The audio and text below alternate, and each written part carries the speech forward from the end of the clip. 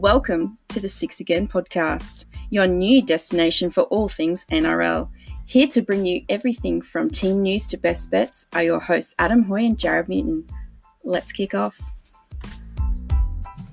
Cool, we're finally doing this. 2 days later, but in hindsight, it's kind of been a good thing.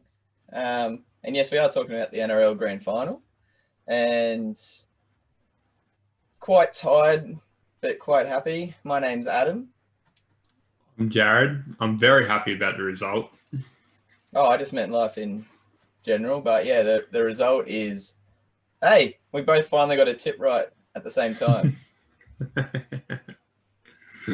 Yeah, it was, yeah, I mean, I don't know many people who did pick Penrith, to be honest. Oh, no. A lot of I think the polls that I saw, especially on Twitter, I only saw one poll throughout the day that had more people tipping Melbourne. Well, they are just stupid. Oh, it's easy to say in hindsight, but... No, I said it last podcast.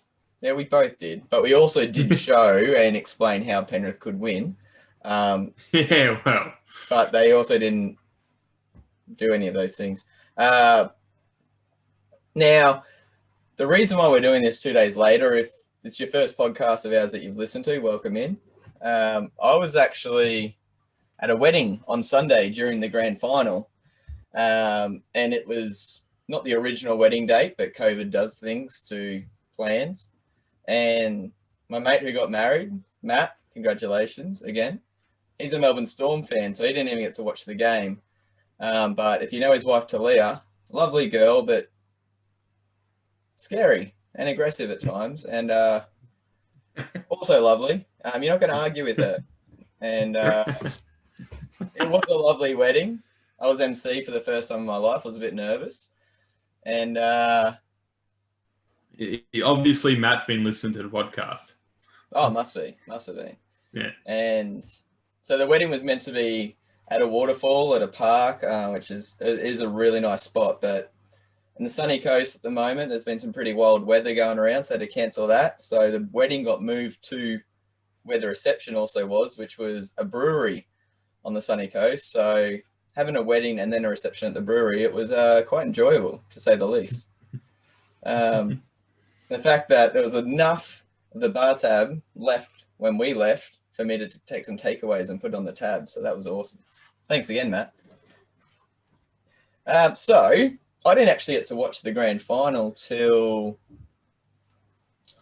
I watched half it Monday night and then the other half this morning, and then recapped it again this afternoon. So watching it without the emotion, I knew what the result was.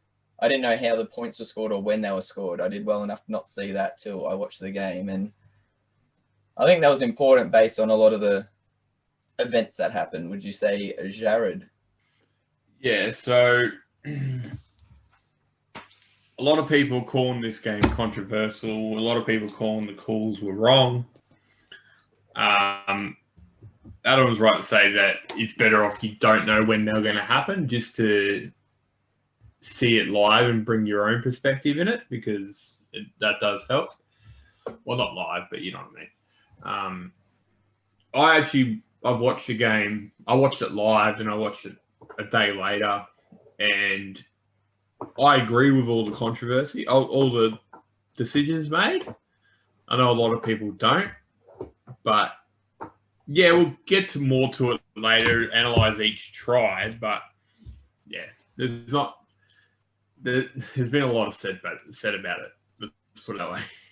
As an overall spectacle, there's 40,000 people there, so just under half, well, pretty much 50% capacity, which was, I'd say, a huge win for the NRL based on what was expected in round 3 when this all kicked off again.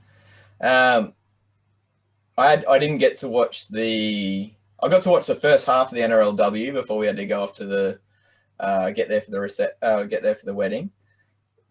But I didn't get to see any of the grand final entertainment or anything like that. How did you find Amy Shark, Jared? I turned it over to footy at 6:28, so I didn't have to watch the pre-game entertainment. Okay, we won't talk about that at all because the replays didn't cover that, so I haven't seen it. So I do the same thing for Origin.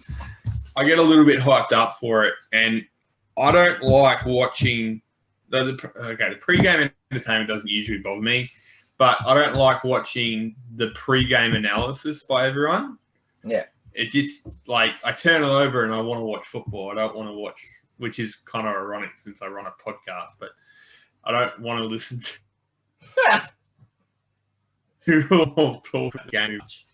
That's why people come here, Jared. They want to hear professional opinions. Well, you're in the wrong spot. You're in the wrong spot. Turn off now.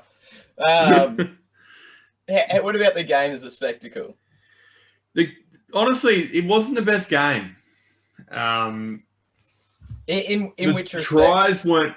The tries weren't overly clinical, skillful. It did suck that every try got sent to the bunker. It was super frustrating, that was. And there wasn't like an abundance of big hits. There wasn't an abundance of, breakaways and stuff like that. It was a fast game. I'll give them that. It was very fast, but I wasn't like on my edge of my seat at all throughout the whole game. It wasn't overly, Would you also say that had like been on the edge of your seat? And I found this, like, I knew what the score was. I didn't know how the points were scored and all that sort of thing. But Melbourne jumping out to a lead so quickly, it kind of took the excitement out of it early, I guess, similar to their Raiders Storm game. Maybe not the excitement, but the edge of your seat. I wonder what's going to happen next. Well, even when Penrith were staging their mini comeback, I wasn't overly the most excited I was when Pappenhausen done his thing, because I just thought that was just amazing. Straight after half time, that was just freakish. There's something. Yeah,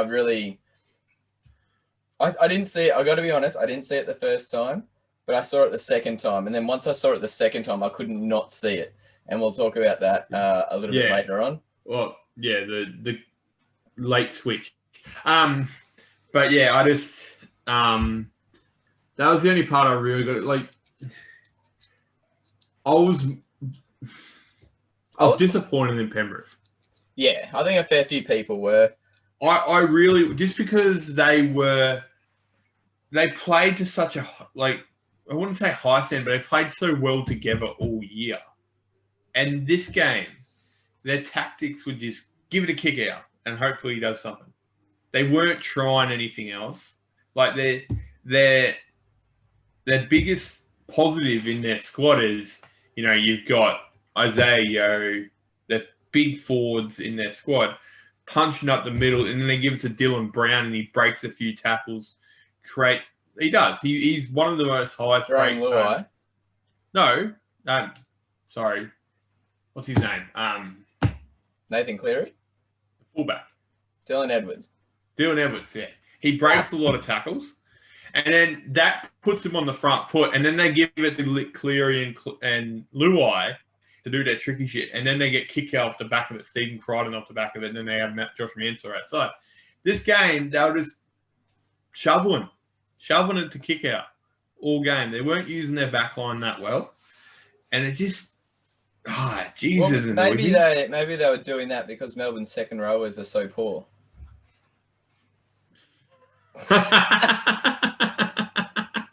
If you're watching that on YouTube, if you're watching this on YouTube, you would have just seen me raise my eyebrows in pure sarcasm. It's probably Melbourne's strongest point outside their hooker is their second row. So, a bit of a cross on Cleary's. I was just disappointed in Cleary's coaching for the entire game, honestly. But we'll get to that later on as well. So, let's start from the top. Like Jared said, we're going to go through each scoring play, whether we agreed with the call, and then a little bit of analysis about maybe what led to that, to the try scoring opportunity to start with. So Melbourne kicked the scoring off in the 4th minute with a try to Justin Olam in the corner. and it was sent upstairs as a no try due to a knock on. However, on replay, you could see whose leg was it? Tyrone May's leg come in and dislodge the ball out of Olam's hand. So Olam had control of the ball. You cannot come in and attack a player with your legs or knees or slide into them or kick at them if they're holding the ball, especially in a try-scoring opportunity because they're defenseless.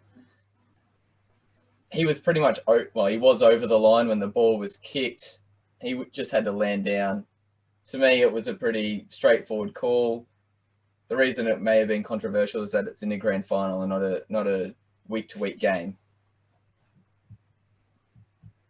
Do you know what I find ironic about this?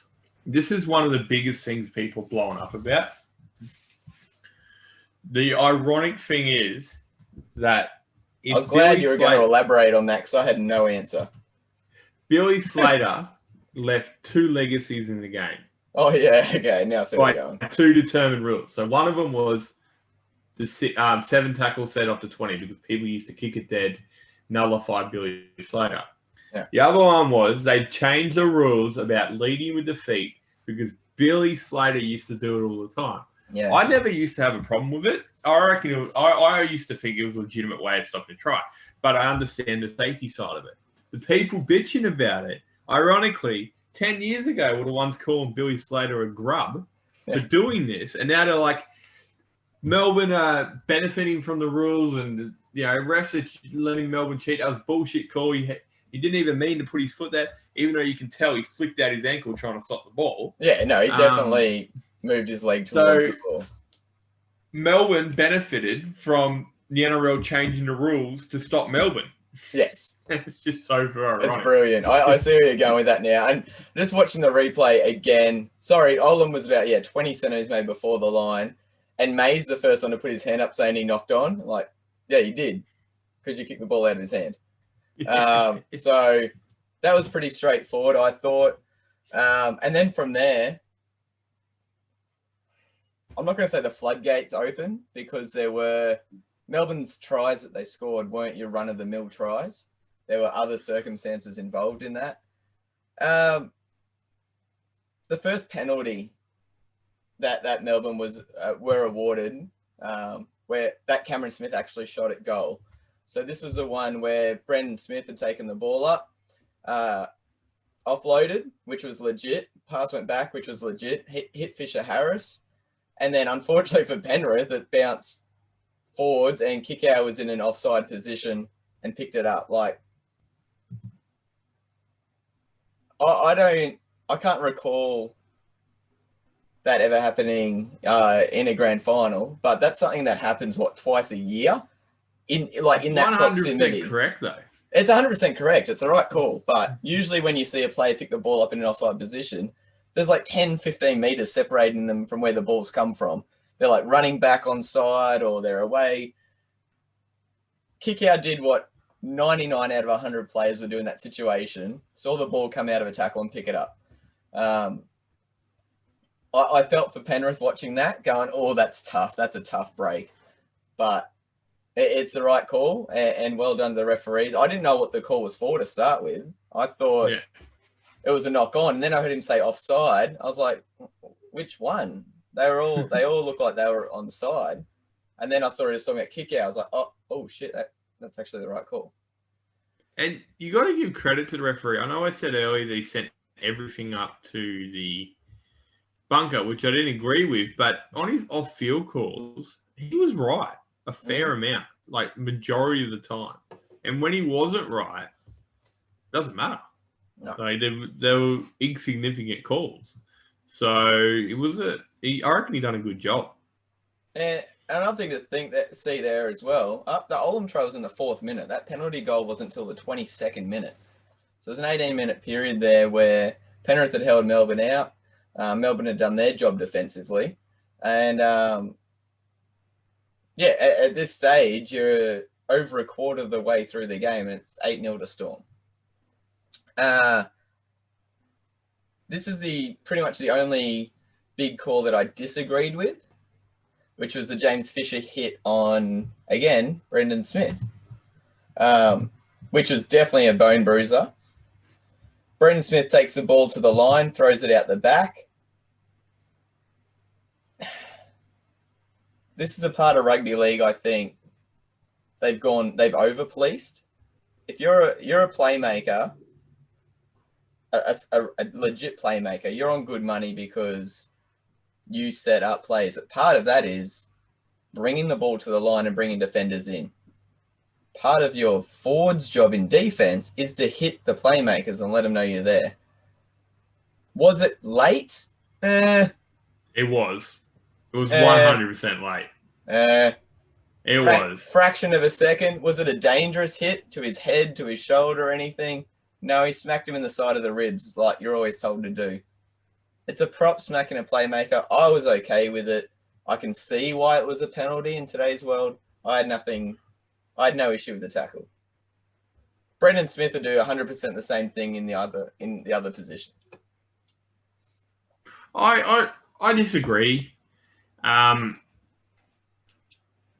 Sorry, just to prove my point again, if you keep following the play through, ball lands on the ground, gets hit backwards, Kikau gets his hand on it. Cameron Smith's running over to pick the ball up, signalling 6 again because Kikau had hit it. No Melbourne Storm player was appealing for a penalty. Yeah, that doesn't mean a thing, though. Well, usually if someone gets hit late, everyone's going, oh, what about this? What about this? No, but doesn't just because players aren't appealing for it doesn't mean anything. With Brendan Smith, because you pass and he came in under his arm. Yeah, of course hit him in the back of the ribs. That's how you break your ribs. I know. That's the point of doing that shot. Exactly. Not if it's late. I felt for Penrith there. I do the same I 100% agree that he should shot him there, but after you pass a football, you relax. Yeah. And if you get someone like James Fisher-Harris hitting you late when you're not expecting it, when he illegally can't hit you, that's not a good thing. No. That's when player safety comes into mind. Yeah. Andrew Johns and Jonathan Thurston spent an entire career getting shotted like that, and it's part of both their legacies, the fact that they kept getting up and kept producing their greatness. Yeah, and I guarantee you, if you watch Andrew Johns react to that moment, he would have, like, a hernia. Yeah, but he's gone soft. He goes off his nut when he sees that. He's not a fan of it, despite the fact he got up every time. Doesn't mean he's a fan of it. If he'd smacked him in the head with a swinging arm, yeah, I could see it. But I felt for Penrith then. They hadn't got the rub of the green already. I thought that one, especially in the occasion, that's state of origin. I'm saying it's let go, but that's just me.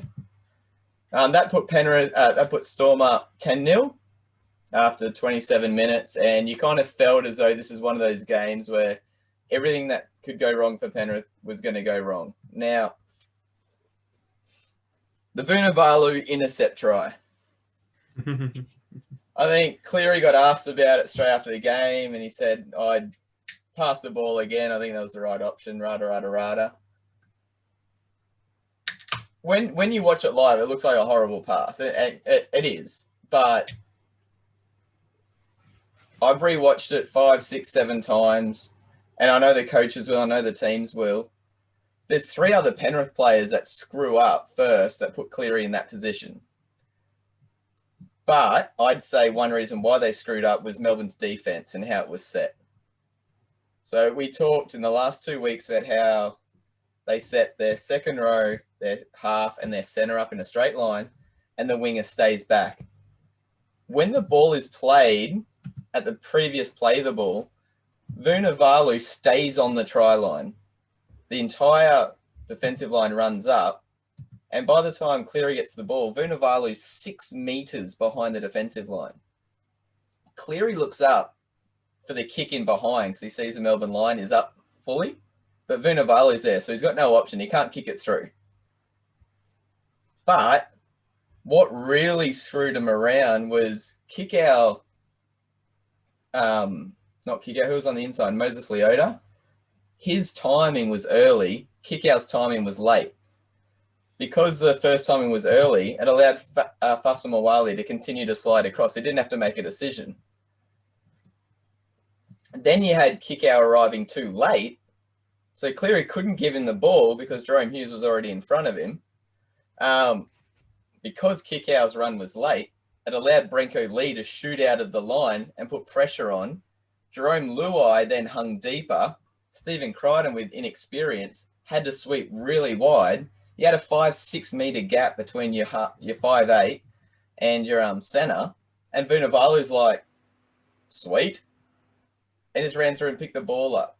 But it was a sequence of events. Melbourne's defence was so legit, didn't allow Cleary to kick through.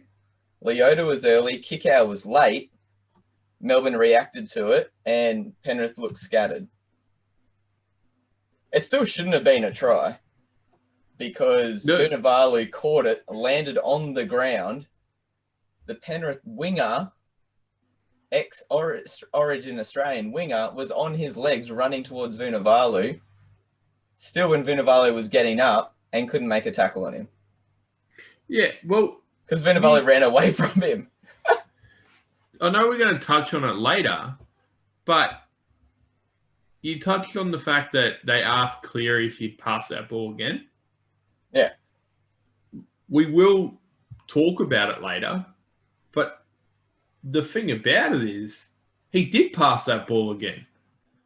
Later in the game when Josh Mansour scored. It's the exact same ball. The umbrella. Jerome Luai threw that pass. Oh, Jerome Luai threw that. Well, either way, they still had the balls to throw a pass when they've been intercepted for the exact same pass. We'll get to that. There's a couple of differences there, but it's the exact same pass. It's the exact same pass. So the fact that Channel 9 walked up to a losing halfback who threw an intercept try in the grand final and asked, "Hey, would you do that again? You bunch of dicks." Yeah. Straight up, bunch of dicks.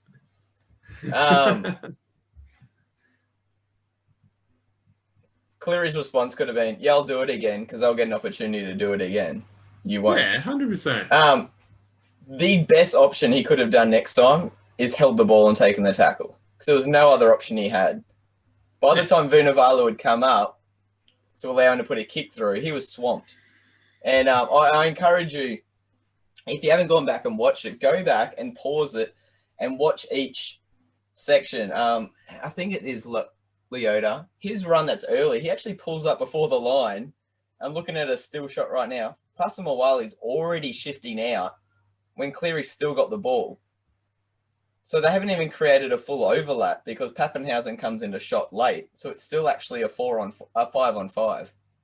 And then Vunivalu does a damn good read in the end, picks it up, lands on his knee, and accelerates away from Mansour, even though Mansour's already got the running lead on him. And then runs away from Lua. Mansour? Mansour's not quick. Vunivalu didn't even clock in the top 5 top speeds of the match, even though he did that run. Luai did, and he almost caught him, but he wasn't going to bring him down anyway. That puts Storm up 16-0. They've had a perfect half, basically, with regards to the run of the rub of the green. But we've talked about you put yourself in a position to capitalise on mistakes, and they force that mistake and capitalise on it.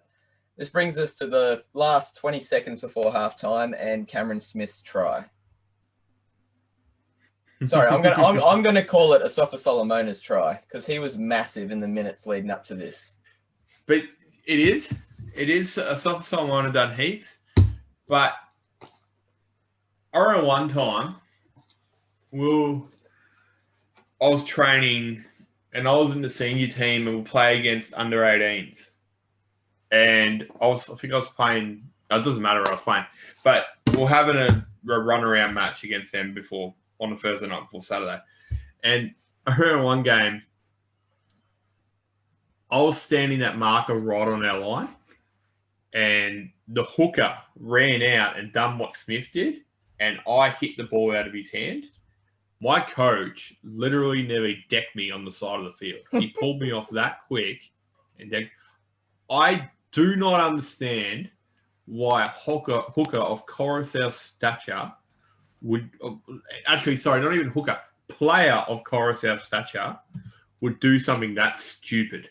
There is no benefit to hitting the ball out of the hand 30 centimetres away from the line, a bouncing ball that close to the line, 90% of the time is going to go against you. Yeah, I could accept that argument. Again, 99% of the time. It's a desperation play. Doesn't matter. I think it does in this case. If you're down 16-0 against the Storm, he knows that if they go down, what ends up happening, 20-0. Sorry, 22-0. The game's done and dusted. At that stage, I think he was doing anything he can to stop the play. And it's not the right play. I agree with you. Again, I've got the analysis up on my right as we're talking, but I've got it on freeze exactly on 39 minutes and 50 seconds. If you go do the same, you've got Finucane with a head of steam running straight at the inside of the left post. There's a 2-meter gap. He's going to go straight through and score on that play, unless he drops it cold, which he may. And even if he goes out the back, Melbourne Storm have got an overlap because Penrith committed so many players to Nelson Sofa-Solomona. Right play? No. Were Melbourne going to score anyway? I would put that highly likely. If the score was 6-0, I don't think he would have done it. But it was the right call by the referee. He hit the ball. He didn't hit the arm. He's forced the ball to dislodge. Cameron Smith picked the ball up. And what was really impressive was how low he kept his body to get across the line in the heat of that moment, instead of just picking up and standing up.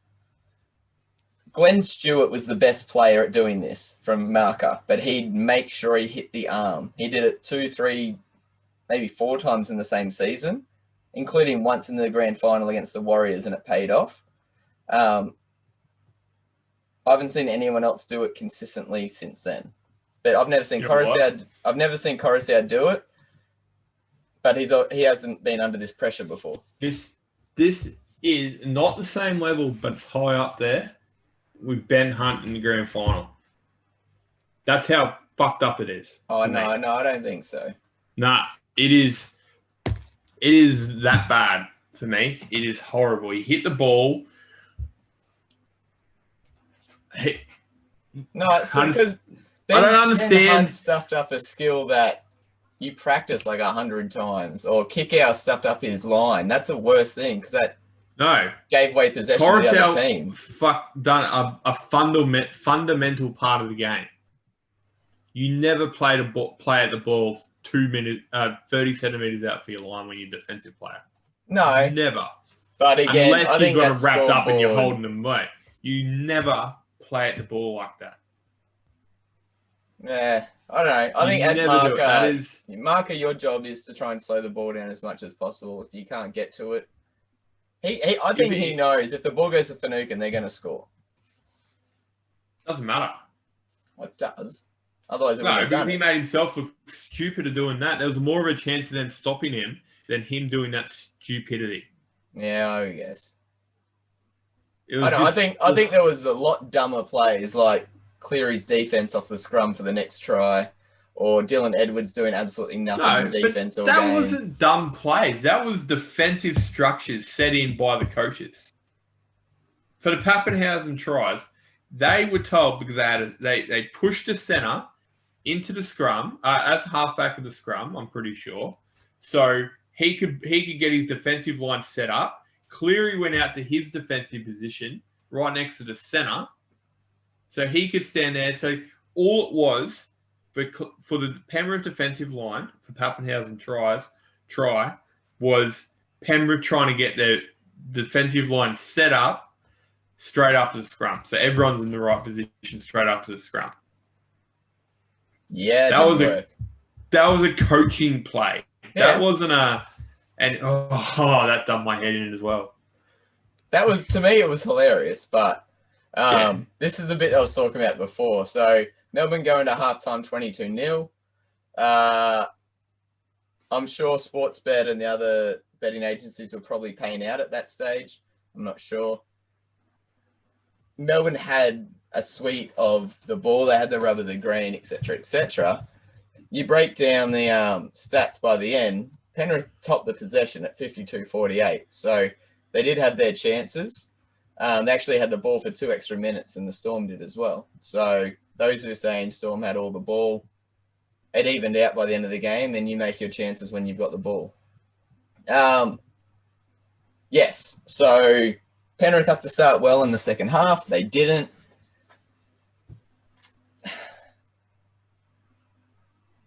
I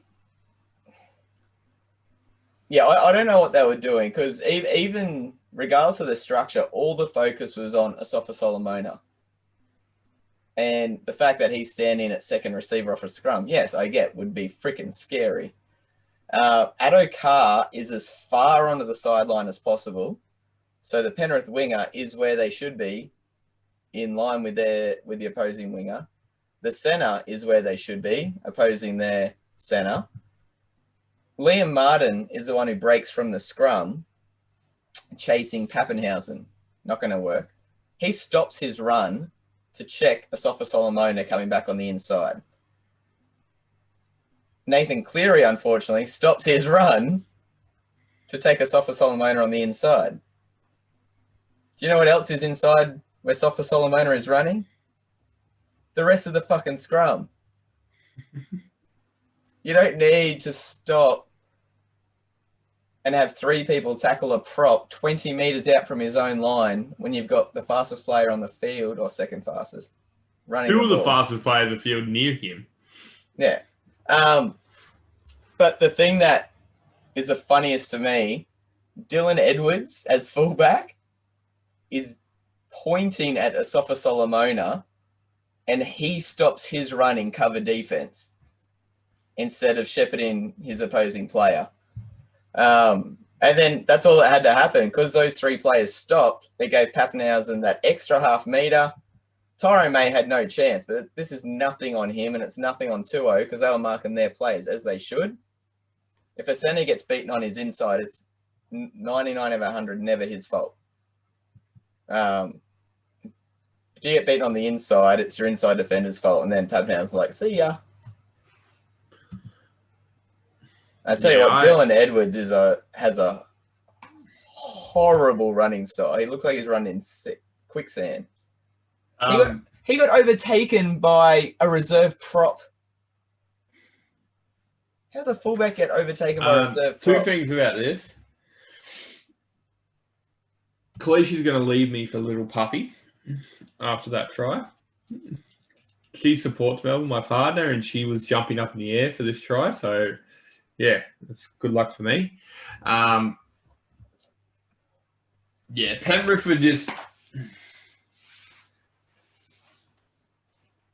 This is just bad. Pappenhausen did nothing special. Nope. He dummied, essentially. That's all he did.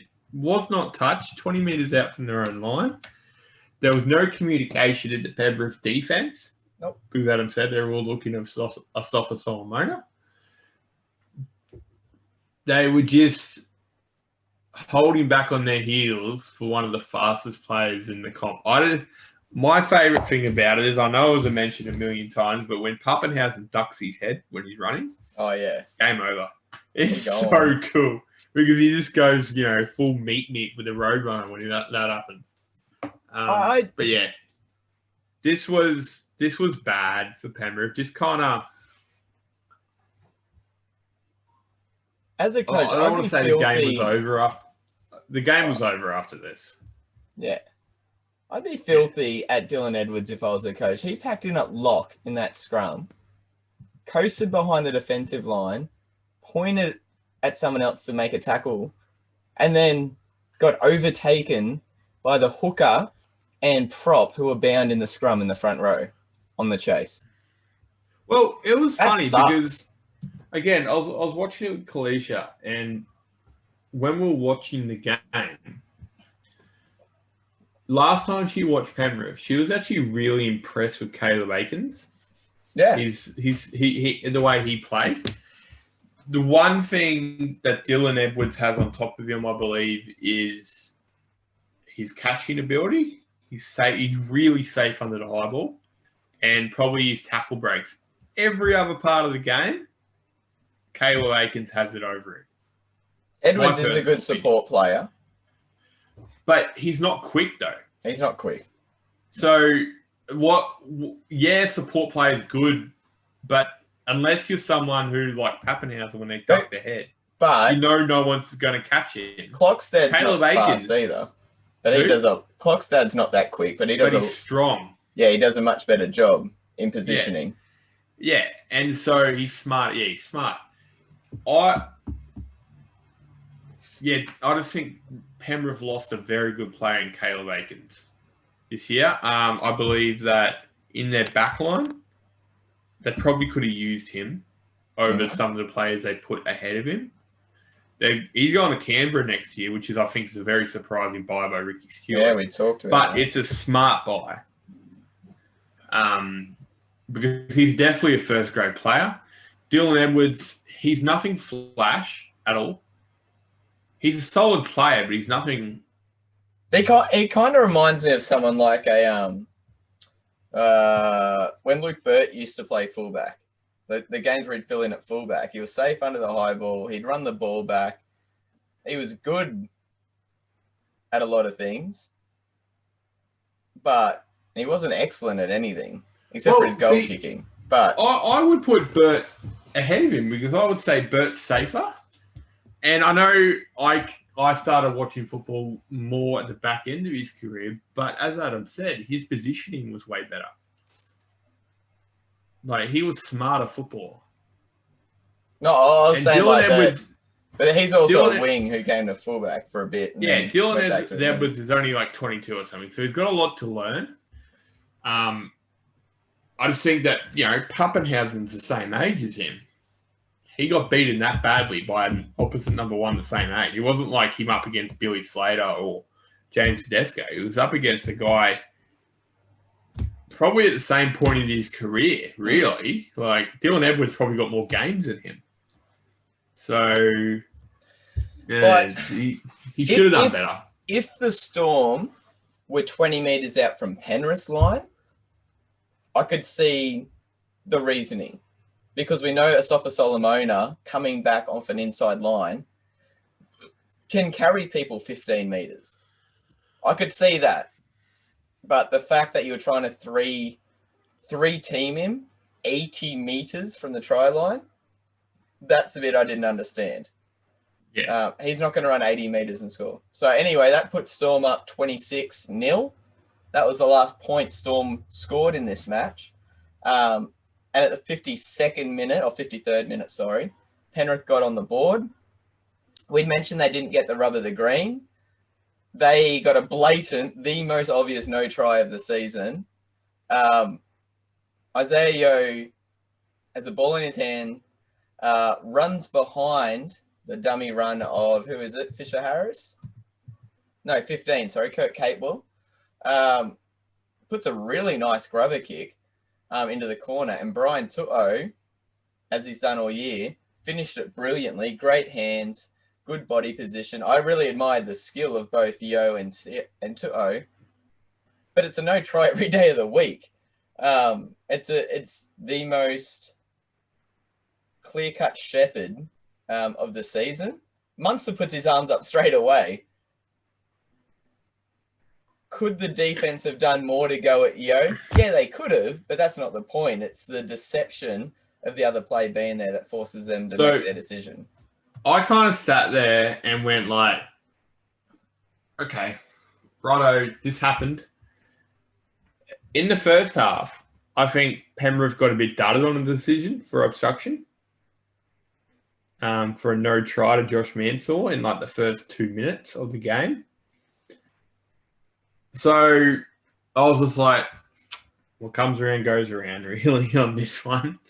Yeah, but there's differences with clear cut. No, there is, but this definitely should not have been a try. That one early in the game, I believe, should have been a try. So I'm not overly mad about this. And when you think about it, okay, so Isaiah Yeo definitely ran behind. Done. cut and dry, black and white, but didn't impact anyone. Yes, he did. Not really. Yeah, They're still 5 meters away from. Our brain. They're still 5 meters away from the defensive line. Yeah, but our brains aren't wired to be able to think that quickly. That's why a baseball's invisible for the last 12 feet. You've already swung, expecting it to be there. That was enough for them to stop on their back foot. No, I get it. And it happened later in the game when Melbourne ran behind his own play. He ducked straight to the ground. Yeah. It was funny. It was quite ironic because Penrith players put their hand up complaining about it. Yes. But, look, I 100% agree. It wasn't a try, but I'm just saying that shit comes around in football. I've said it a million times, and this is one of the ones that came around. God, that's such a bad look for the NRL. Anyway, either way, it kind of makes it a decent ending because of it. Yes, so that put the Storm up 26-6. The Stephen Crichton try, there's nothing really to analyse there. That was just horrible defence by Branko Lee. It was a great attack by Stephen Crichton. Stephen Crichton made Branko Lee his bitch. And just on that run, that should be enough evidence for Wayne Bennett and Mal Meninga not to pick Branko Lee in any starting side. Because if you've got a rookie centre absolutely showing you up like you're Jamie Soward and he's Greg Inglis, that's not a good look. Stormer defended that fine. Vunivalu was in position to take Mansour. Pappenhausen was coming across in defence. This was just a little bit of footwork and you're my speed bump, get the hell out of my way. It's great to watch from an athlete like Crichton. It shows the talent that he has.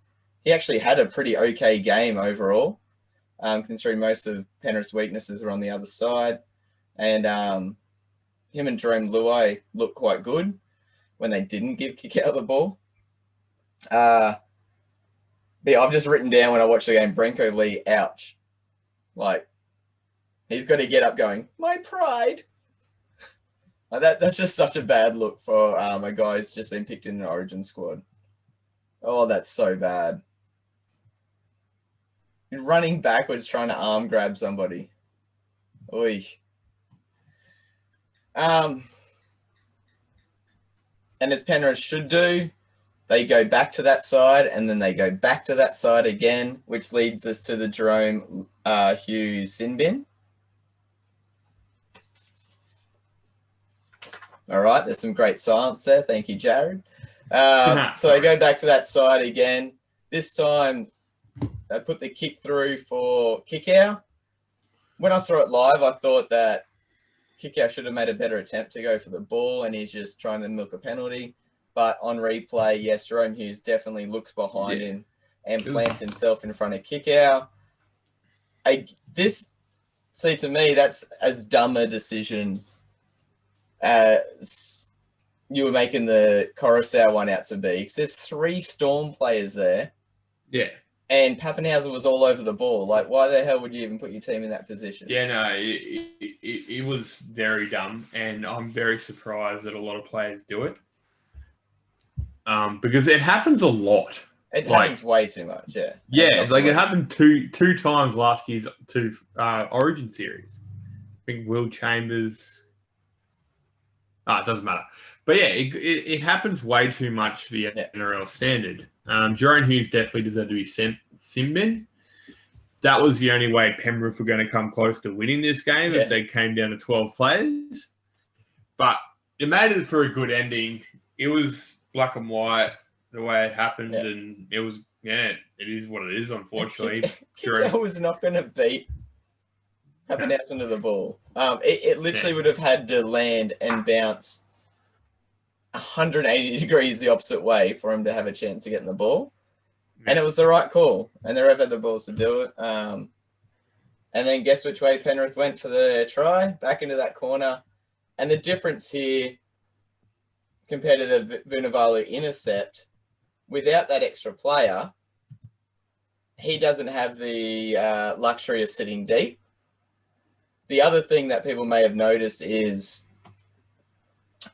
the back line looked like Vunivalu, Branko Lee, Branko Lee, and usually it'd be Felice Kafusi would be the next one in.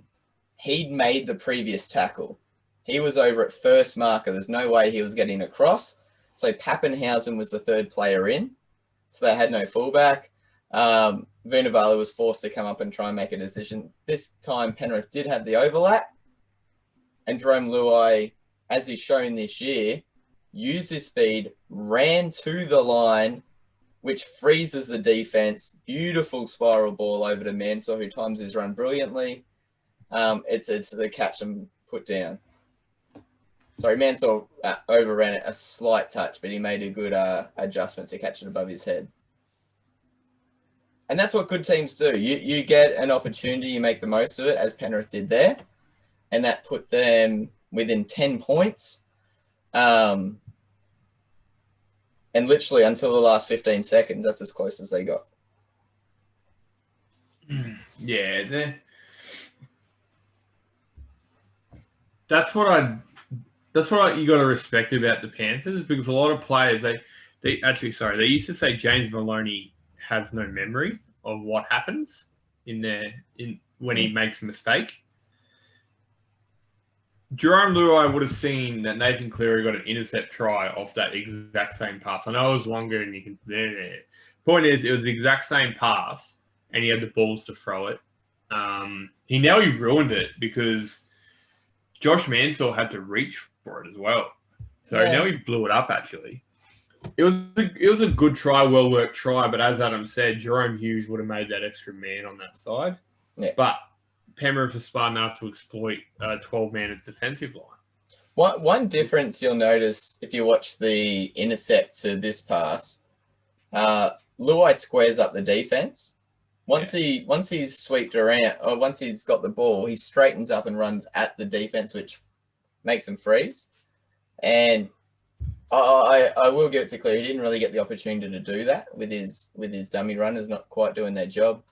But anyway, this brings us to the last 15 minutes and one of the funniest moments of the whole grand final, which was Craig Bellamy kicking the chair around, but we'll get to that. Cleary actually runs the ball, steps off his left foot against a surprisingly tired Cameron Smith, probably more based on the speed of the game than his statistics. It's a really soft try for Melbourne standards, but you can't really blame him, I guess, considering there's 15 seconds to go, and he steps, runs through a tired Finucane tackle, and carries Kafusi and Fatamawali across the line, which is no rare feat. And that's as close as they got. That's the 26-20 This shits me off, though. NRL Grand Final. So many people complained about Cleary not getting the Dally M. If he was a Dally M, he would have won that game for him. Oh, yeah. He's not. He went missing for 60 minutes. And look, I'm not criticising him because it was the biggest game of his life. Sorry. Well, I'm saying what it is. He went missing for 60 minutes of the game. He started playing as a halfback for the last 20. Yeah. In his defence, it's the biggest game of his life. They prepped so much of it, and the rest of his team didn't do well either. No. I can't name a player in that Penrith squad where I'm like, yeah, they had a good game. I really think Stephen Crichton had a good game, and Brian To'o had a good game. No, Brian To'o got shut down. Melbourne were really pushing on the wingers getting shut down. They made that a big point. They gang tackled both of them because they weren't making meters out of their own half. Penrith, like Adam said, had more possession. I think they had better field position. They just didn't take advantage of their opportunities. And I said it before the game started. You could just tell the difference between the two demeanors of the teams. So they're running out there, and Penrith are obviously the young, nervous team. They were all twitchy, like moving, shaking their legs and all that kind of stuff. So you saw the national anthem. So they scroll through all the players, and they're all like, twitchy, moving, all this kind of stuff, shaking their head, rolling it around every 2 seconds. And then you roll through to Melbourne, they just stand there like, bring it.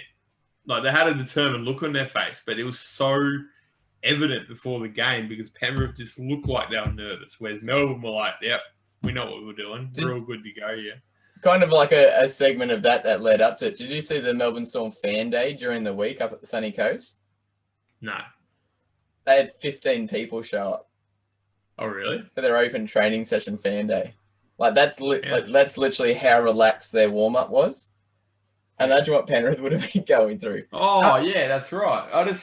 I found it interesting that neither team had a captain's run either on Saturday. On so ANZ. Melbourne weren't allowed to. Yeah. I just think that's cool. I just found it obviously it didn't mean anything. I think it just kind of showed the mentality of the teams going in. And look, like I said, Penrith are a young team. These guys are playing in their first grand final. Of course they're going to be nervous and twitchy.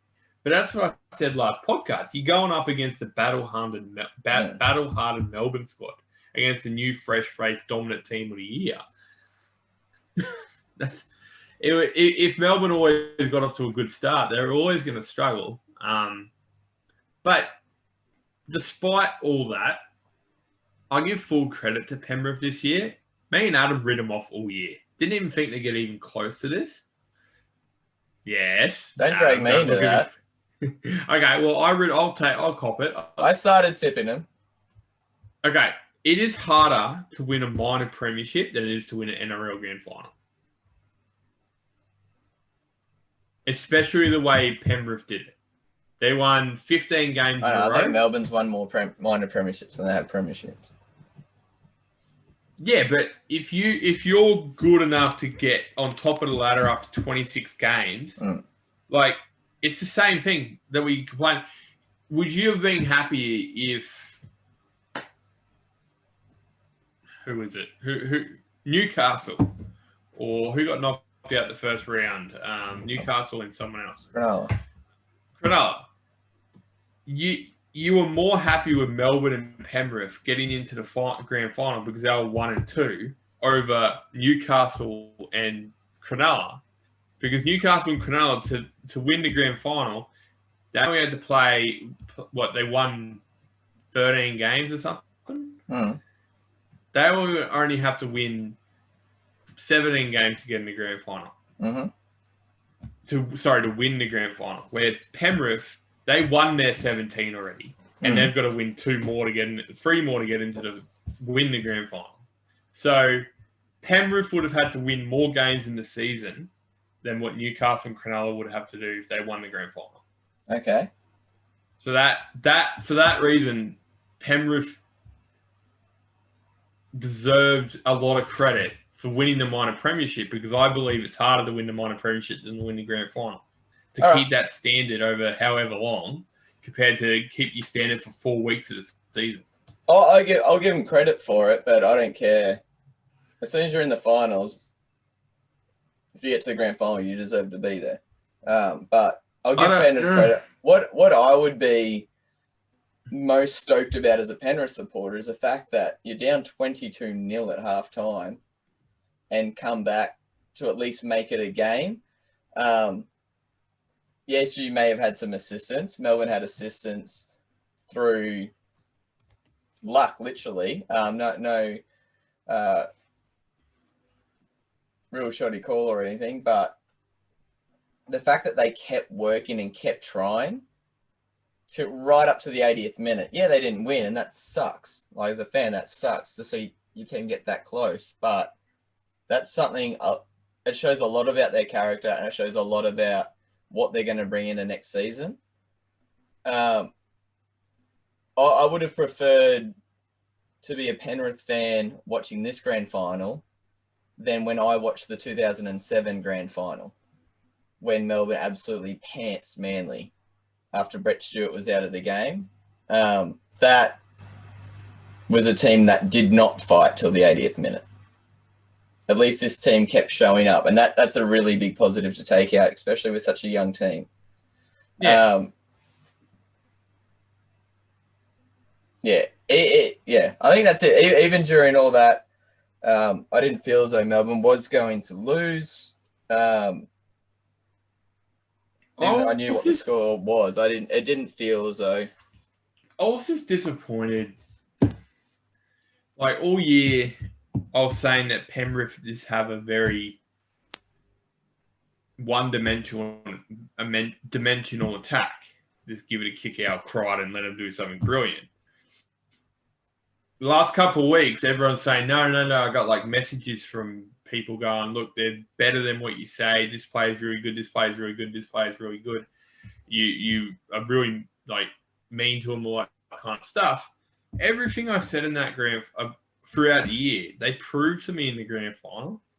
And it sucked because I was hoping they'd do better because their attack was so one-dimensional in this game for the first 60 to 65 minutes that they blew it for themselves because they weren't trying to pick apart Melbourne like Adam was saying how to do it, like gave an idea how to do it last week. They were just playing to their strengths, not trying to manipulate their game to beat Melbourne, like not using tactics to beat Melbourne. They'll just try and go and we're going to batter through the edges of them, which was never going to work with Melbourne. So I was really disappointed with their tactics and the way they played. And it annoyed me because I love being proven right, but I wanted Penrith to play better and give Melbourne a better run. Yeah, I'm going to break down two battles here, two individuals. So the first one being Coruscant versus Smith. And we talked about going in that this was our key matchup. I think 2 days before the grand final, Mick Ennis wrote an article for Fox Sports about how Cronulla beat Melbourne in their grand final. And he said, Flanagan made it pretty clear for us. They only had one tactic for the whole game. Take Smith out of the game. Make him work through defense. That's it. He still got 2 try assists in that game from memory, Cameron Smith. But he also made 61 tackles. He was talking about every time Melbourne had kicked the ball, the fullback would pick it up and look for Smith and run straight at him. The wingers would look for Smith and run straight at him. The props coming off the bench would look straight at Smith and run straight at him. Defense, 61 tackles, tire him out. He still had an influence on the game, but not enough to prevent a Sharks victory. Because the Sharks were up 8-0 at halftime. No, I'm not enough for the Sharks still won. Oh, sorry, not enough to... No. I said Smith still had an impact on the game, but not enough to prevent a Sharks victory. Oh, okay. Yeah. So it was 8-0 to Sharks at halftime. Now, we talked about Coruscant and Smith having a impact on this game. Cameron Smith didn't even top Melbourne Storm's tackle count, and he played 80 minutes. How many tackles do you reckon Cam Smith made? About 30. Yeah, 34 tackles. Yeah. Sharks made him make 61. Do you know how many runs Cameron Smith made? About 7. 3. Huh. One of them he scored on, technically. Yeah. He ran 3 runs for 2 meters.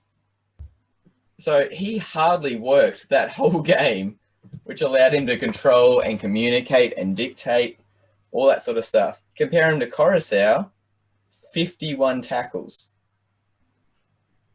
May have had something to do with his brain snap at the line.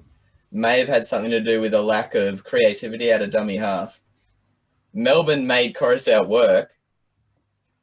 Panthers almost gave Smith a free run. They didn't let him run, but they didn't make him tackle either. And I think that was a huge miss in either the players or the coaching breakdown. Yeah. Because this is a Storm team without Cronk, Slater, Inglis, etc., and they've got damn good replacements in a lot of those areas, but they're not as good as the people that were there before. No matter what you say about Pappenhausen, he's not as good as Slater. Yet. I don't think he'll get there just because he won't have the opportunity at the next level. But the other 2 people I wanted to do an analysis on is Bellamy and Cleary as coaches. Because I think Bellamy just showed Cleary up pretty.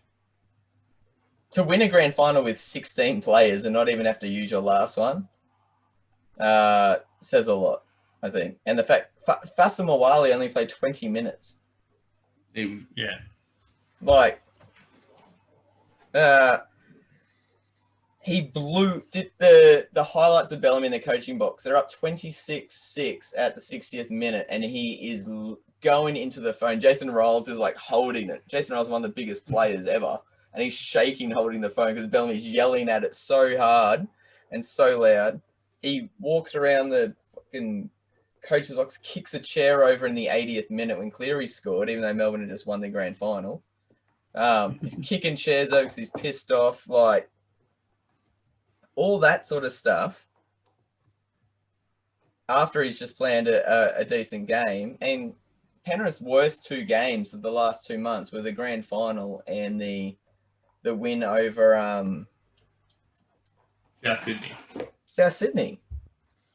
And 2 games where Brent, and the only 2 games where he picked Tyrone May to start over Brent Naden.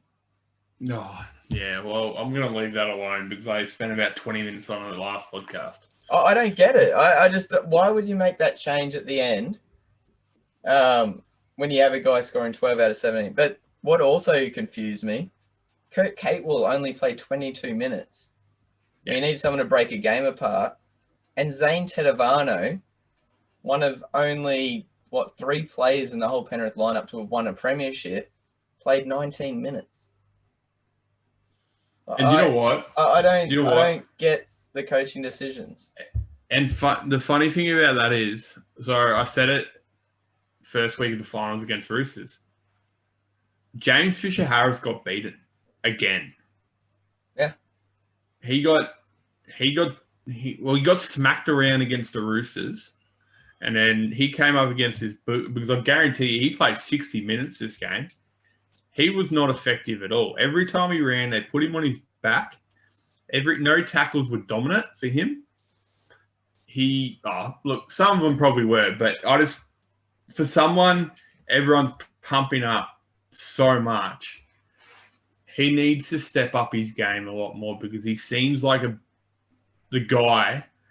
Like, for example, Rugby Hargraves has dominated front rowers for the last 10 years. Mm. He very rarely loses one-on-one against a front rower. James Fisher-Harris beats clubs with bad front rowers. He's good against bad players. You put him up against a dominant forward pack, he's nothing.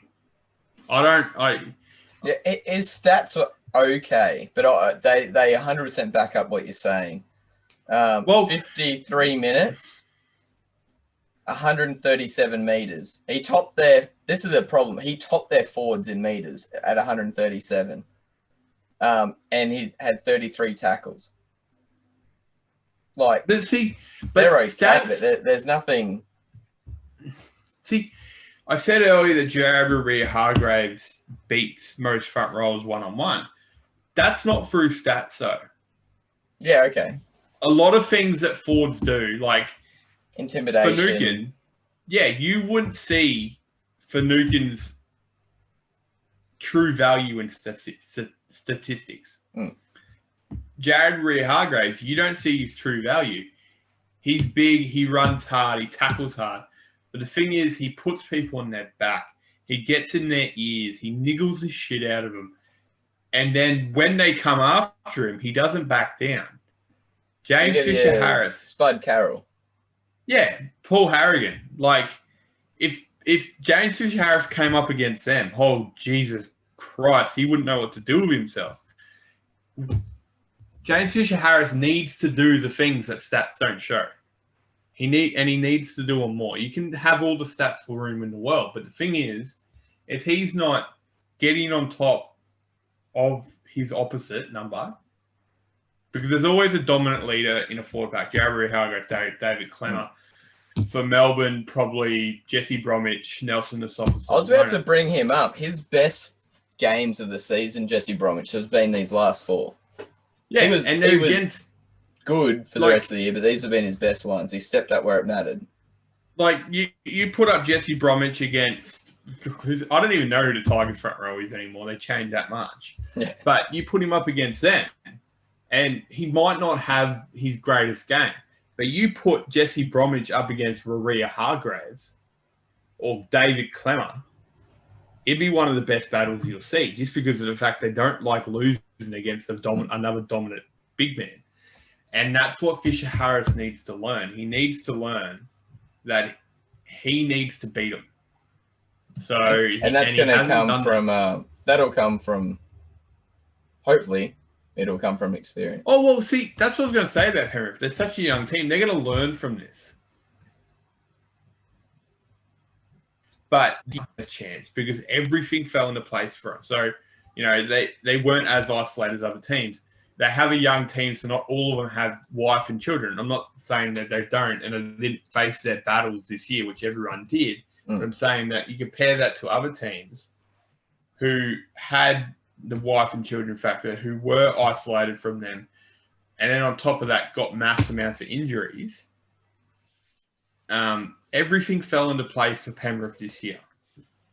They had a good run of form, and the players bonded well, and they played well together. They had their injuries to deal with and their suspensions to deal with as well, but not as bad as Melbourne. Yeah, but not as good as Parramatta. Not as good as Para. Look at Newcastle number 9 and 6 jersey.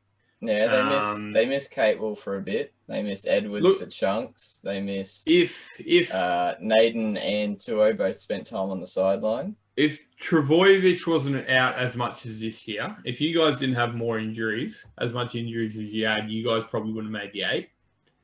Probably. Because Trbojevic would have 12-point swings in him. Yeah.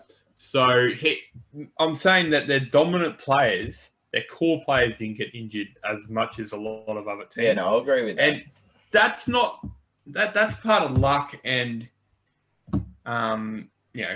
quality. What's the word? Recoveries and stuff like that. That's what that is.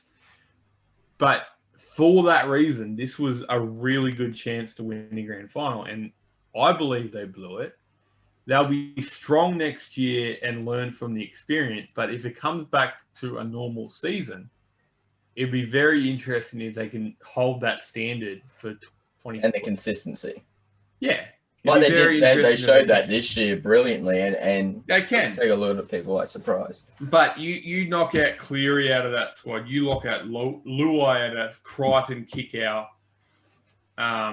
Their attack faltered without Kikal against South Sydney. They still scored tries, but their fluency in it. Yeah, the fluidity was missing. You get a few ACLs, which that sounds horrible, but you look at Newcastle this year, I think 3 ACLs. Look at you guys. You guys can't hold a hamstring together the life of years. You look at Warriors, everything went wrong for them. Bloody Broncos had about 4 long-term injuries. So, 3 ACLs is not that past it, past the realms of possibility.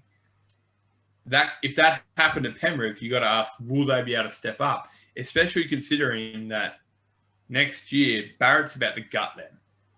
Barrett's about to pull a whole lot of players over the Bulldogs. So, Burton's going. There's their number 1 half replacement. Yeah. And they did falter without Coruscant this year if he gets injured. So, they'll definitely learn from it. They'll definitely come back better. I just hope that they haven't ruined their golden chance of doing it. Because even Melbourne had more injuries than them this year. But Melbourne still has more overall proven class. And that helps overcome. I just reckon that, like I said, there's a golden chance. Everything was going in their favour. I just hope that next year with the team they have, because next year's their big year. Because as Adam and me are going to talk about later or tonight or another time, they've got about 6 or 7 future high-profile players off contract next year. Like Luau, Kick-Out, Crichton, a lot of other people. So we should be able to get to that this show, but I'm going to throw some stats at you. That's a 2020 season done. With regards to the regular season, obviously we've still got State of Origin. We're not going to talk about that this episode. That'll be We'll talk about that towards the end of the game, but it will be next week. But I'm going to throw some stats at you from the tracker. These are from the GPS trackers that the players wear.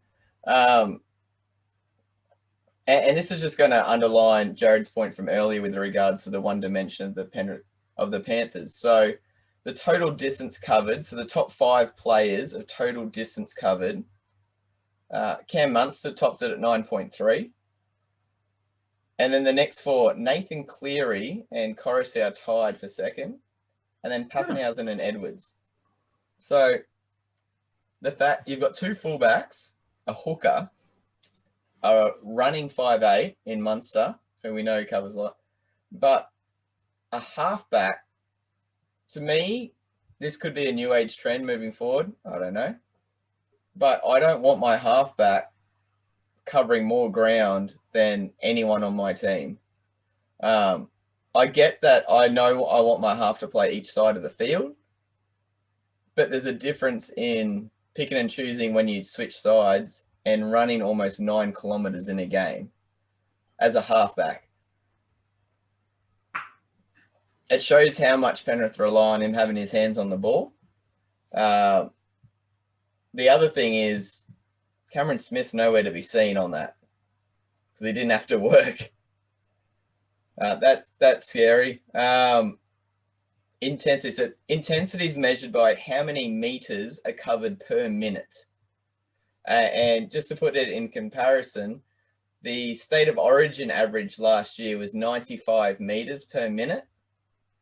Cam Munster was covering 115 meters per minute because it was such a fast game.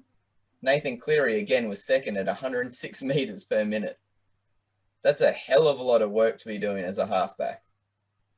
The other players on there, Tino Fasamawali, Ryan Pappenhausen, so a second rower / lock / prop, a fullback, Coruscant hooker, and Cam Munster, the biggest running 5'8" in the game.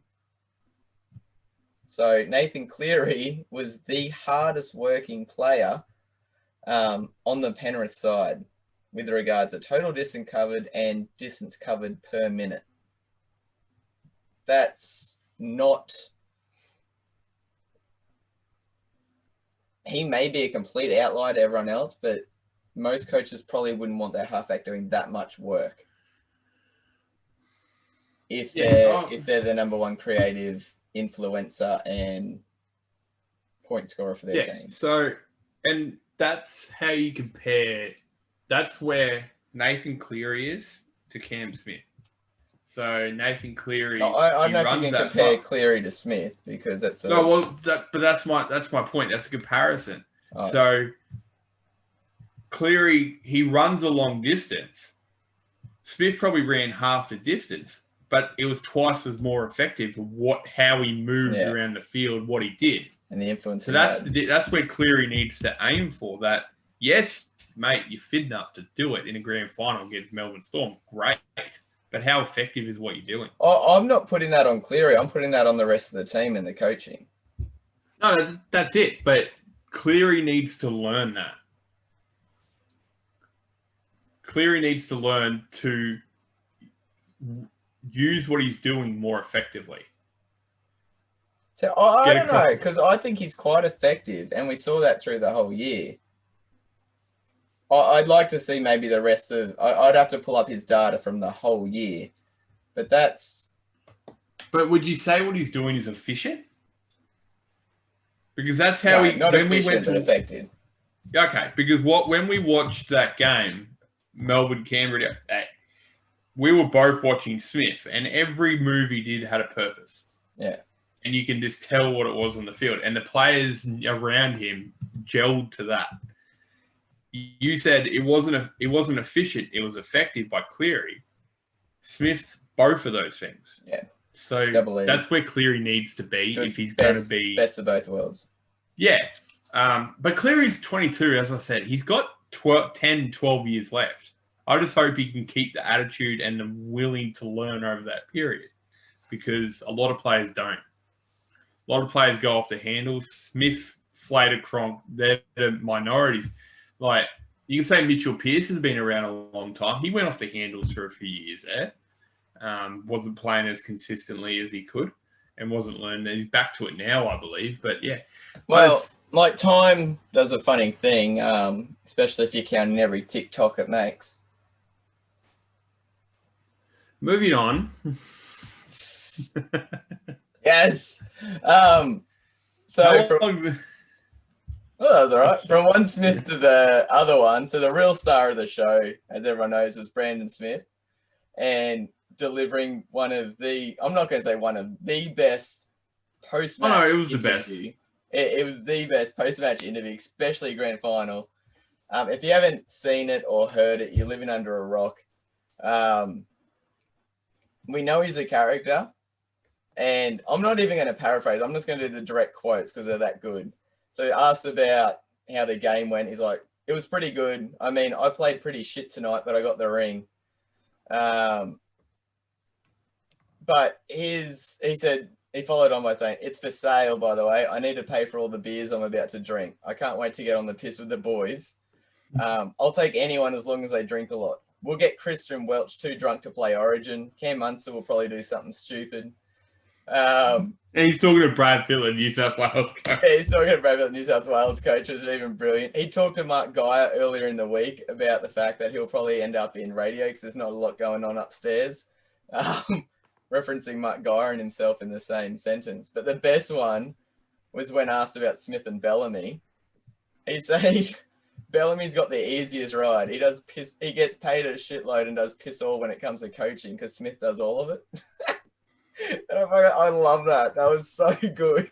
And if anyone wants to really look into this, look up the videos of him celebrating. Oh man, they're so good.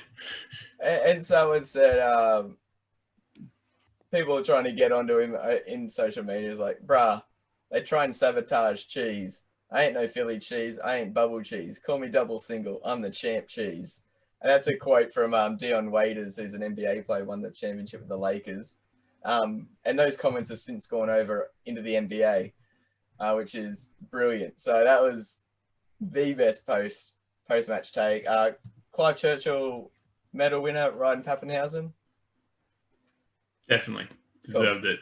Agree with that. Yeah. So that brings us to a wrap of the regular season. Congratulations, Melbourne. Just continuing on with their dynasty. We're not going to discuss Cameron Smith. Obviously,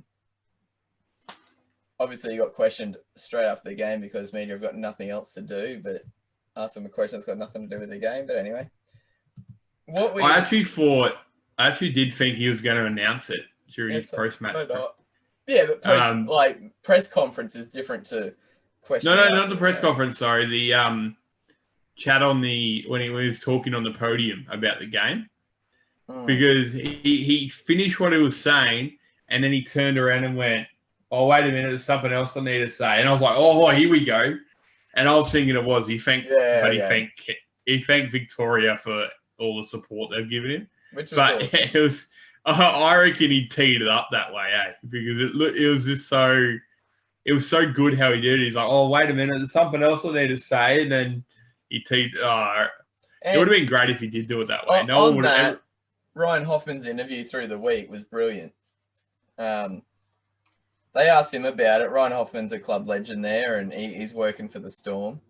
And he got asked about it, and he said, he hasn't talked about it internally. We don't know what's going on. I don't get the big fascination is. We've got a huge game on the weekend. All everyone keeps talking about is his contract. Who cares? He doesn't have to tell anybody. And he's like, it's not an issue. The only club it affects is Melbourne, and it's not an issue there. So why is it an issue for everyone else? Because Paul Kent needs his 2 cents. Yeah. And that's pretty much what he said. And it was brilliant. I was like, thank freaking God. So this kind of takes us now into I was about to say off-season, but we've still got Origin to come up. We're not going to talk Origin tonight. That'll be a show for next week, our preview show of Game 1. What we thought we'd look at, because all the rumours and stuff are flying around, November 1 is 5 days away. And that's the date where players can sign for other teams. And we're talking about the 2022 season here. So players who have got 1 year left on their contracts, so finishing at the end of 2021, can start talking to other clubs about contracts after, so starting 2022 on November 1st. So some deals have already been finalised as per the clubs or the players. That will be officially announced by the NRL on the 1st of November, including Cole Flanagan's switch to the Bulldogs on a 3-year deal, and also Puasa Famasuli moving from the Roosters to the Dragons on a 2-year deal. All the rest we've covered in previous episodes. So they'll be signed off by the NRL on the 1st of November. What we thought we'd do is pick, I think we've got 7 here of the biggest profile off-contract players, either at the end of this season, the 2020 season, or the 2021 season. I wouldn't say the most high profile. What I'd say about them is they could create shockwaves with a move, or they could create because they're all of them are either due for an increase, a massive increase in their salary, or a decrease the way they're playing. So all it could do is really change the landscape of rugby league, because we know every so often there's that signing where you're like, holy fuck, how did that happen? Yeah. And so we reckon these 6 players could fit that just because where they're at their career and what they're getting paid currently. And when you look down this list, every one of these players is key to their team's success right now. Yeah, and that's why I reckon it could be a big deal for these players to leave. Yeah, so all players here are off contract at the end of 2021. So they've all still got a season left at their clubs, unless they can negotiate an early release, or in one of these players' cases, a trade. So we're going to start with the one that's had the most traction lately, which is Josh Addo-Carr at Melbourne. So currently, Josh Addo-Carr is 25. He's still got next season on the books at Melbourne. However, he's asked for a release, and Melbourne, we know, have said, we want to let you go to Sydney if that's what you want. You've done everything you can for us, but we need a player back or salary back or whatever it is. So he's 25. He's on $300,000 at Melbourne, which for his output seems like a dramatic underpayment. Whichever club picks him up would be paying for Melbourne's salary next year, more than likely. And then he'd be negotiating with them, I think, an increased salary starting 2022. Yeah. New South Wales and Australian winger is up for a massive pay increase. So what we're going to try and do is select which team he's going to, how much he will be looking to be on, and for how many years that contract will be worth. So we're looking at it from the fact that he'll be at a new club next year, and then he'll re-sign with them from 2022 onwards. So the contract we're looking at is what he'll be on from 2022 onwards, and for how long and where he'll be. Yeah, so obviously it's strongly hinted that he's going to the Bulldogs, but this all depends what happens with him and the coach with that chats, because he's indicated he wants to play fullback. Mm-hmm. So fullbacks get at least $300,000 to $400,000 more than wingers. Yeah. So he's already definitely top 3 best wingers in the competition. Yeah. And that's been generous to everyone else. So he's 300. If he was on the wing, he'd be demanding upwards of $500,000. Mm-hmm. If he demanded a fullback spot, which I really hope Barrett doesn't promise him, he'd be upwards of 700. So I'm just looking on the top paid players. So fullbacks around that money. Valentine Holmes on $800K, but he's about to move up to $1 million. But these players are experienced fullbacks. The least experienced fullback would probably be Adam Dewey, who's on $600,000. Yeah, but Tigers overpaid him. So with Addo-Carr's Addo-Carr, going to Bulldogs for $650. well, see, with Addo-Carr, he's probably going to go to the Bulldogs because they have the most money. Yeah. Unfortunately, and look, I'm not criticising that for that. He's only got a short time to play NRL. He's got to make the most money he can in that period. So if you're going to go for money, mate, good on you. That's good. You need that for your It's family. not like he has to achieve anything else. Yeah, that's right. He's already won Origin. He's already won premierships. He's already won a World Cup, I'm pretty sure. He probably did for Australia. I'm not sure if he played in the last one. So I'm agreeing with you for Bulldogs just because of the fact Remy Smith's name's been thrown up. And he seems like a player with talent who the Storm could improve, we'll say. And that was one of the keys for Melbourne is they need a player back if they're going to have him next year. Or they Melbourne need compensation from the NRL. So I'm going with the Bulldogs on the fact that they've lost 4 and got that money off their books, or part of it. The only big money that they've outlaid is to Kotrick. The figures for Kyle Flanagan will drop on the 1st of November, but they're talking about something like a $1 million plus deal over 3 years. And they've got no one else on the top paid list except for Josh Jackson, whose contract runs out the end of next year as well. This year, sorry. Ooh, that's interesting. Yeah, so I'm not 100% set that he's going to make the Bulldogs light up. Like, he's a great winger in the Melbourne system.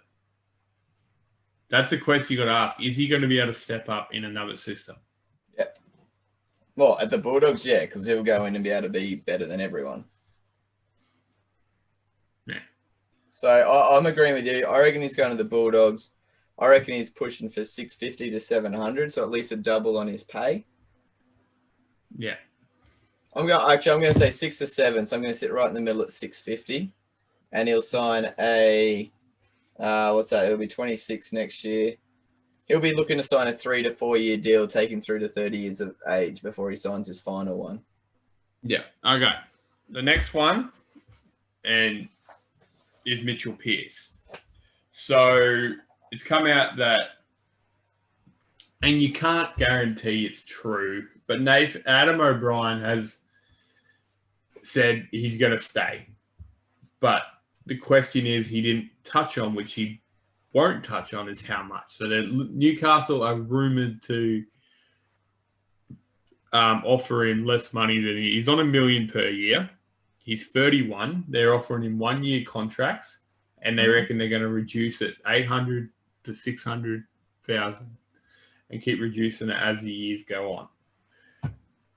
Don't know how much truth there are to these rumors. I doubt that he'll end up on 600,000 at the end of his career, because I think that's a bit of a stitch up to him, especially with the players that they're building, the club they're building around him. The only possible destination I see Mitchell Pearce ending up is Roosters. Go back to the Roosters. I don't see anyone else trying to get him who could afford him anyway. He's 31 on $1 million a year at Newcastle. That ends at the end of next year. If Newcastle don't sign him up sooner rather than later, there's going to be 1 million more rumours going out weekly about where's he going to end up. So he's 32 at the end of next season. Yeah.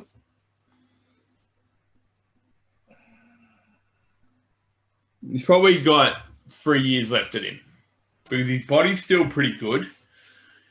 34, I reckon he'll retire. I'm just wondering, who are the Newcastle halves? Well, we only have Mitchell Pearce. We don't have a 5'8". Crossland and no one. We don't have a 6. Well, he's a fullback anyway. Yeah. We just don't have a genuine 6 in our squad. So I'd see him running this contract down and signing a 1 year deal only based on the fact that that's, to me, that's in the Knights' best interest. Is signing him at 1 year deal options. However, if that's going to be the case, I'm not going to rule out a Super League move because I don't see a fit for any other Premier League NRL side that'd want him. Not that they'd want him, but want to be paying him what he'd be asking for in the twilight of his career. I'm going to say Pearce signs a 1-year extension. Yeah. I don't think it's going to be for $1 million. I think it's going to be less than that. Remember, they're outlaying money for Frizzell as well. And they've upgraded Ponga. And they've just upgraded Ponga, and they'll be looking to upgrade some of their other youngsters, and they still need strength in the outside backs. So That's where James Roberts is coming in. I see him signing a 1-year extension at $800,000. I think he's going to take a $200K cut, which is a big thing. But then I feel as though he'll make that back when he goes to Super League the year after. So I have him at the Knights in 2022, and then Super League from then on. Fair enough. Okay, so the next one, this one's fun. Yeah, so Sean Johnson's of his contract end of next year. Cronulla have a lot of young halves coming through. He's been their best half all year, I reckon. And him and Chad Townsend, I reckon that's the most fluid halves combination in competition. But I also believe Cronulla need to clean out with the players they've got. They've got a lot of players on a lot of money for long-term deals. You're looking at Dugan, Moylan, Fafita, Graham on the injury on the chopping. Sorry? Woods, Aaron Woods, yeah, it's a big one. He's not performing to their thing. I think the only team who's in a worse contract situation with underperforming high-paying players is Tigers compared to Sharks. They've got some very high-priced players in there that aren't stepping up to their price tags. I believe Cronulla are in the same boat. I think Cronulla are going to push forward to re-signing Johnson, but I don't think they can afford an upgraded deal for him. Because he's on, $1 million now, isn't he? Yeah, he's on $1 million. Yes, and he's 30 years old. I think they need to re-sign him because he was really good this year, but they can't. I think they will. I think they'll keep him at $1 million, and I think that he's a fair comparison to Mitchell Pearce, who's a year older and was on the same money. And I'm also looking at the fact that, yeah, they've got money tied up, but Matt Moylan comes off contract the same year. I don't see them re-signing him. That's $900,000. Josh Dugan's off contract at the same time, which is $800,000. He's looking to re-sign, but he'll be on less money. Wade Graham will only have 1 year left, and he's on $750,000. And Aaron Woods has only got 1 year left as well.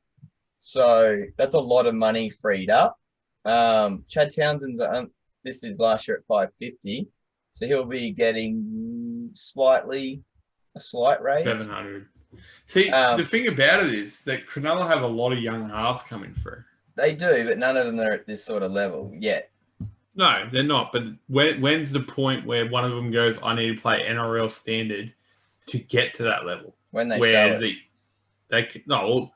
There's always a point where you can't improve anymore in reserve grade. There's a point where you have to play NRL to improve. I see him sign a 2-year extension. So the one that he's on right now takes him through the end of 2021. I see him extending through to the end of 2023 at still the same cap hit, $1 million. Okay. Yeah, I agree with that. Okay.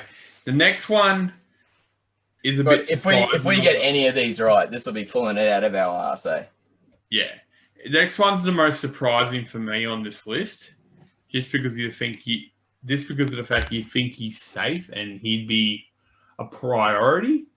But bear with me for a second. So you got Dale Finucane. He's 29 this year, 30 next year. Adam's looking up. Jared. Adam's looking up how much he is before he beats it. $500,000. So he's starting New South Wales lock, I'm pretty sure, or off the bench at least. Vojovic.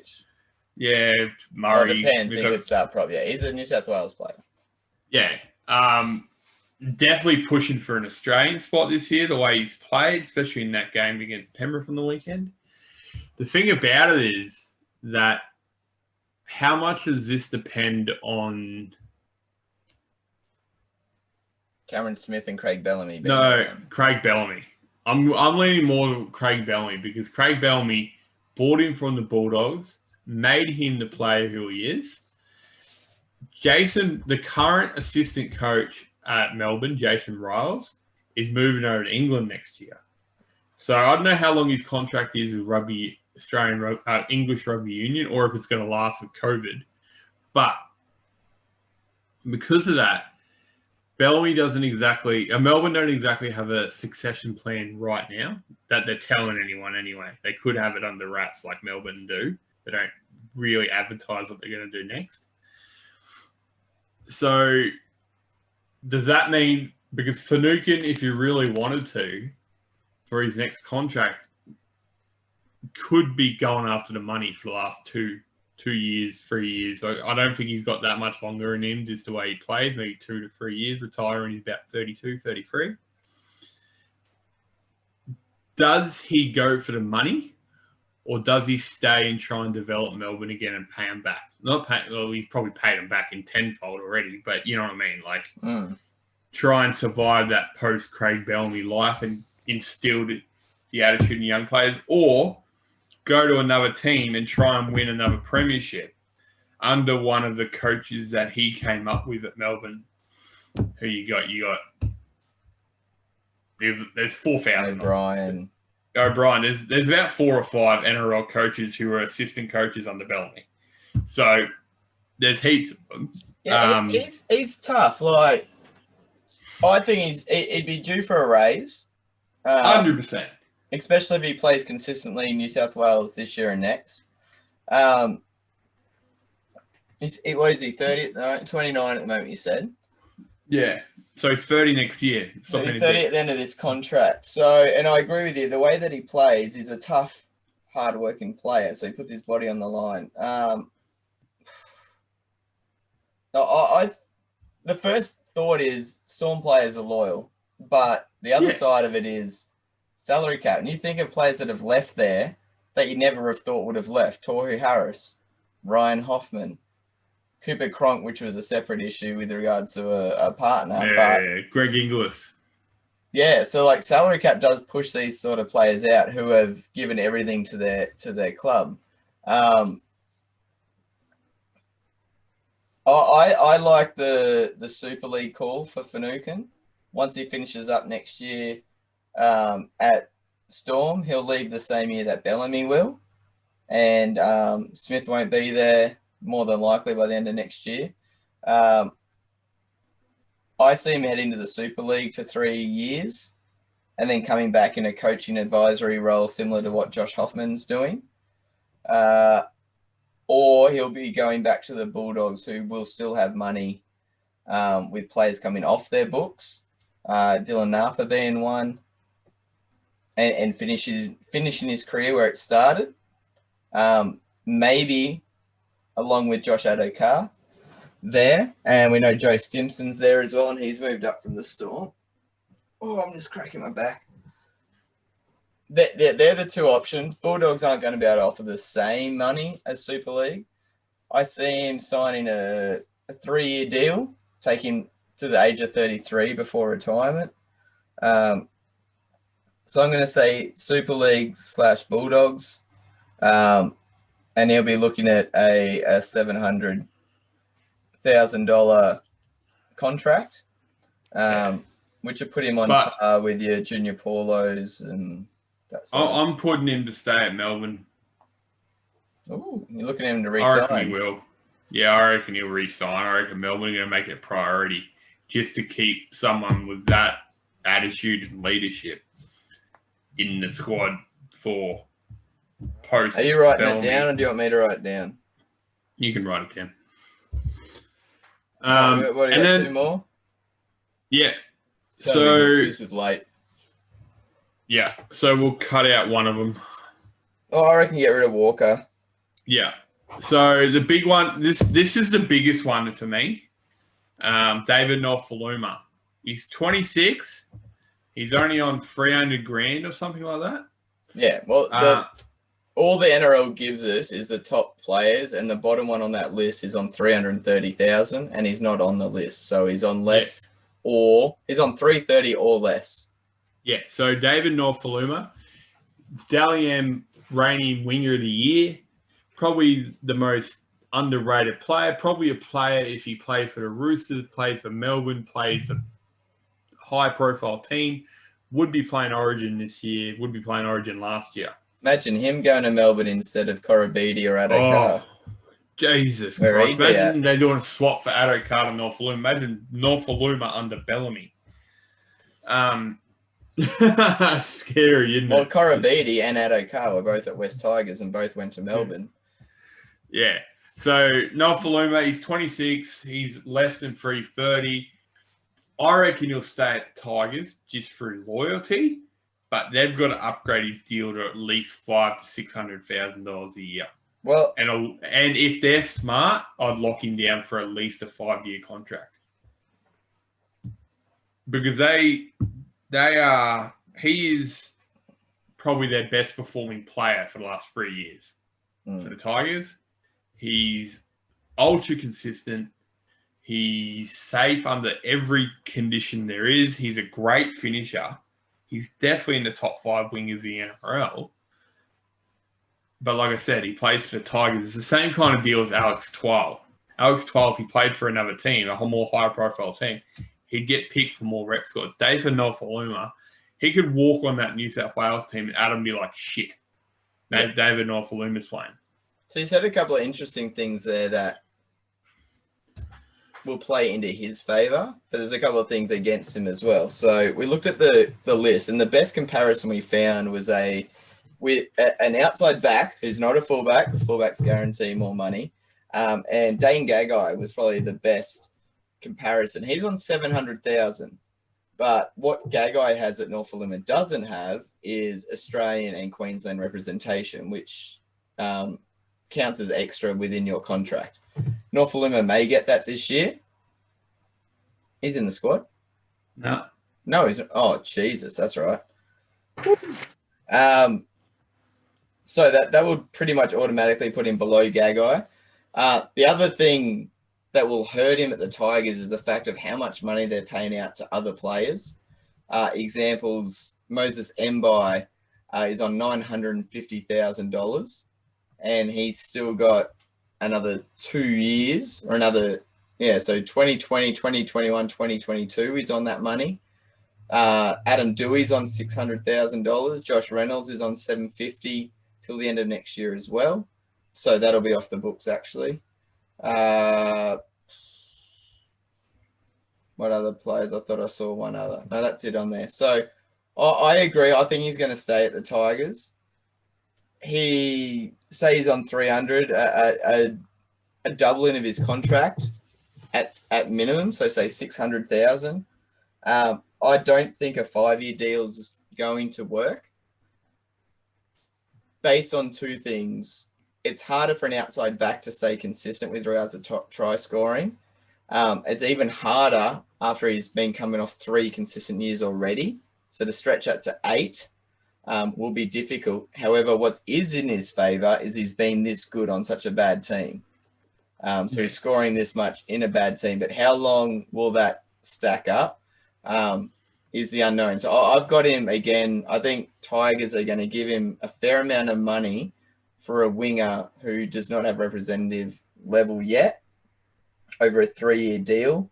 So I'm penciling him for about 600 to 650 for 3 years. Yeah, I think anything below 550 is disrespectful to Norfoluma. He's that good. And the fact that he's on less than 330 where you got Dewey and by tripling that amount is absolutely ludicrous at the Tigers right now. That is they overpaid to get those players there. And they are not paying to their contracts. No. So he should be on more than Dewey, and Dewey's on 600,000, but that's an overpayment by the Tigers. which hurts, I think, Norfoluma.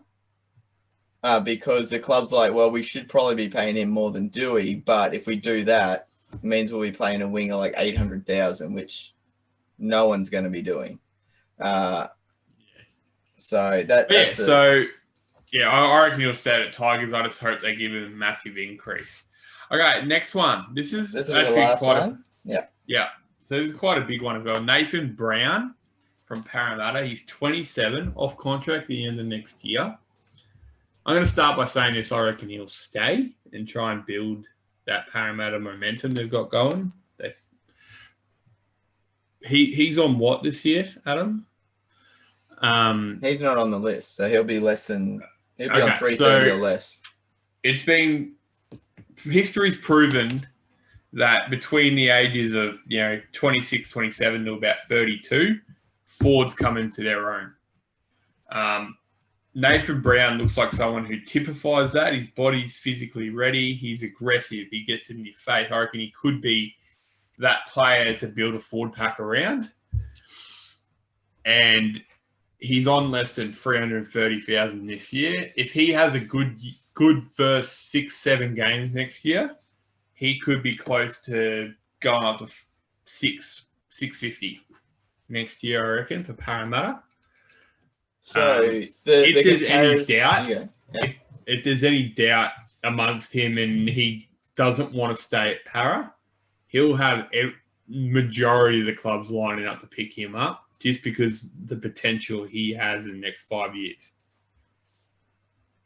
So the comparisons we've got on Nathan Brown, as of right now, you've got James Tarmo in the last year of his deal for Penrith, Matt Lodge and Junior Paulo. They're all on $700,000 this season. So you've got Tarmo, who's a New South Wales and Australian representative.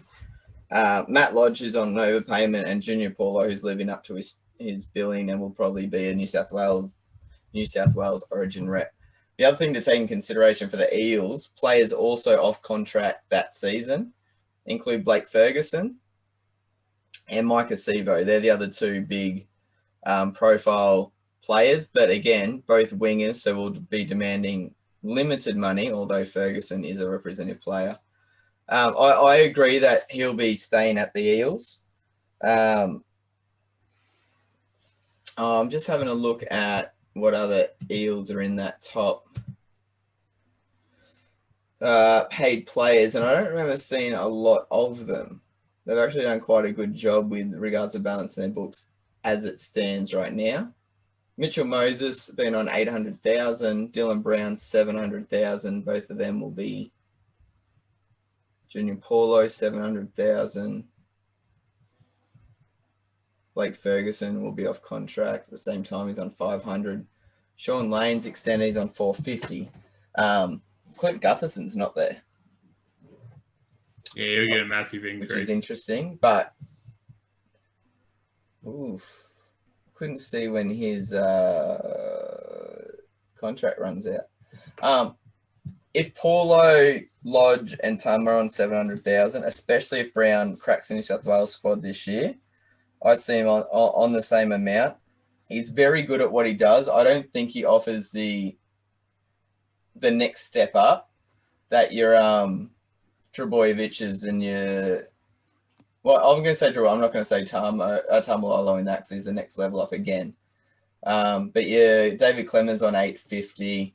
Your Jake Trebojevic is on 950. But these are also forwards that have proved this year after year after year at the representative level as well.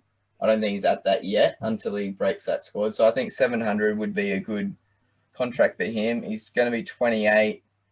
I could see them pushing for a 4-year. I could see him, pushing for a 4-year at 700. And I could see Parramatta going with that because he's quite a safe player. He's a big fella. He looks after his body enough, especially with his tackling technique. It'll just be a suspension history, but that hopefully will get less as he gets older. And a few drop balls. Yeah, so I'm looking at 700, and that's the longest contract I've given out because... especially in this COVID world as well, it's a bit harder to predict, but it's interesting that we've got, what have we got, 2022. team. It's interesting that we've got, out of those 6, I've got 4 of the 6 staying and 2 leaving. Yeah. Or ranging everything from a 1-year extension to a 4-year extension. So I'm just trying to find Gutherson. Bloody hell. There we go. He's not off contract until 2022. So the season after. Season after next. But he's also on 330 or less. So he'll be getting a big payment. But Brown will be in a year before all these guys. Yep, cool. All right, Yeah. I reckon that'll wrap us up. That's been a big show. Yeah. Grand final's been covered, so bit of a treat. This is Tuesday night at the moment, so this will drop Wednesday morning. Our midweek usual show, we're going to still drop it Friday morning. It's going to be an interview that we did last week with Gavin Badger. It will drop Friday morning. We will do a brief intro as well with regards to that one. Any other player movement rumours that we've heard. But it's a really good listen, really insightful. And then Sunday night show, Monday morning drop will be our preview of State of Origin 1, which, remember, is next Wednesday. So a week tomorrow, a week today if you're listening to this Wednesday morning, so the 4th of November. The day after Melbourne Cup, so it's going to be a bloody fun week. Anything else from you, Joe? Nah, we're all good. If this is your first time listening to 6 Again, thanks for tuning in. Remember to subscribe, rate and review us on Apple and Spotify. Click on the links in the description to follow us on Twitter, follow the show on Twitter, and shoot us in some questions and feedback. Other than that, bye. See yous.